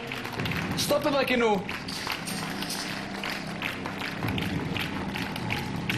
Og så må du legge opp en ved siden av stoppebrikke, altså hullet, sånn at du går bak. Sånn, ja. Ok. Dette går fint. Du er coach her borte. Er det du som egentlig kan dette, Vegard? Ja. Men gutten må jo få lov. Ok, du har kommet mye lenger enn Thomas nå. Takk. Hjulene henger litt denne her. Ja, nå må du legge inn en stopp. Ok. Har du drevet med dette, Vegard? Nei, det er jeg glad for. Det er derfor jeg har utarbeidet min sosiale energi. Ja, hår i fjeset. 2 minutter igjen, gutter. 2 minutter igjen. Skal du ha pannebånd? Stoppe ting! Nei! Nå må du bare kule han, ok? Bare kule han. Ja. Bare kule han, for du har overtaket nå. Det viktigste her nå er at ingenting ramler. Ja. Okay. Bare hold koken, Thomas, selv om du er uheldig der. Du må holde koken og legge inn stoppbrikker på. Nå har jeg sjans. Og så må du beregne. Vi må få tid. Bra, Thomas. Hvor lang tid har vi igjen? Veldig bra, Thomas. 1:15 igjen.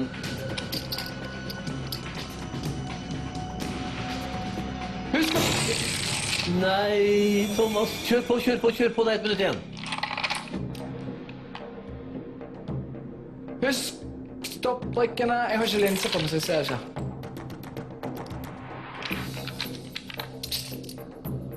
Nå kan du nesten bare gi deg, bro, eller bare ta det veldig rolig. Du må ikke sette ned en brikke hvis du er usikker nå. Det er da du driter deg ut, og så må du passe på at du har nok tid til å sette inn i en stoppbrikkene. Jeg vet du har tenkt på det.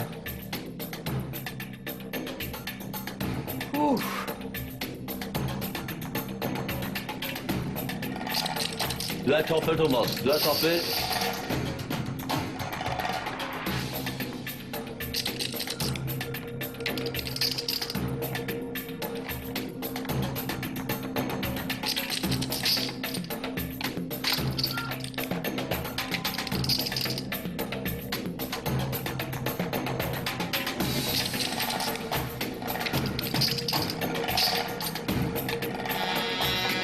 Der er tiden ute.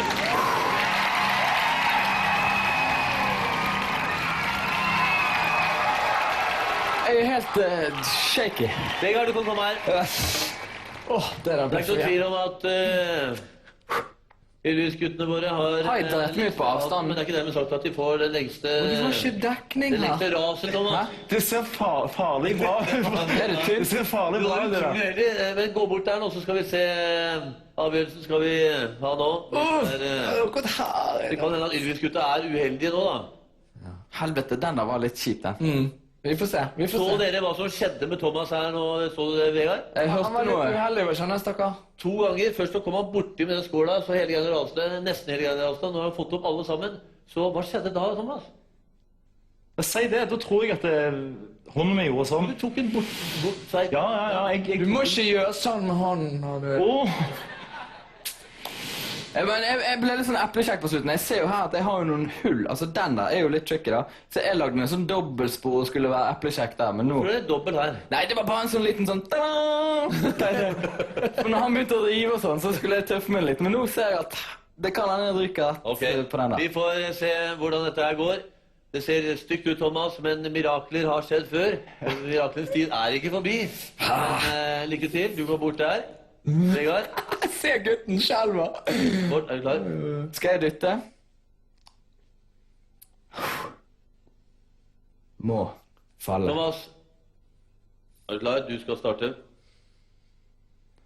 Er du glad? Er det samtidig, eller? Nei, det er Bård du etterpå. Det er først Thomas. Skal vi se. Ja. Det er 3. gangen den falt ned. Skal hit. Du skal hit. Bård.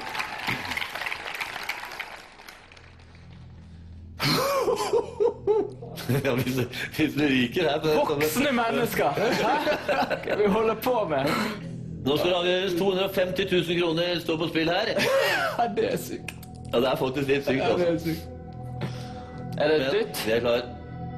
God tur.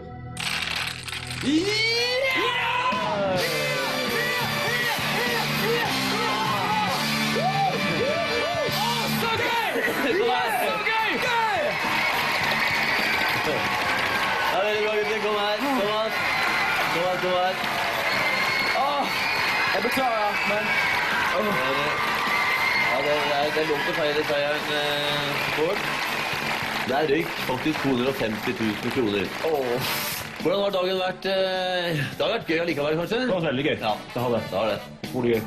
Og de har jo vært i godt selskap, heldigvis. Og... Jeg kjenner litt på den følelsen, så det gjør jeg. Hvordan er det å vinne? Ja, det er fantastisk. Det er det. Fordi jeg hadde aldri i verden trodd at jeg skulle vinne. Nei. På ingen måte. Jeg har brukt opp 250 000 med kreditt, jeg. Ja. Før konkurransen. Har du det? Ja, selvfølgelig. Jeg var jo helt sikker på en gang. Det er sikkert bra, ja. Takk for strålende innsats, Thomas. Det skal du ha. Det hele er altså avgjort. Stillingen endte 66-39. Brønne Bård og Vegard Ylvisåker går av med seieren. Og det betyr at 250 000 kroner går videre til neste uke. Da er det 500 000 kroner i potten. Takk til publikum, takk til dere som så på. Og gratulerer til Bård og Vegard. Vi er tilbake neste mandag klokken 20:30 her på TV Norge med en ny utfordrer som skal prøve å slå Ylvis i 15 herlige nye øvelser. Takk for i kveld.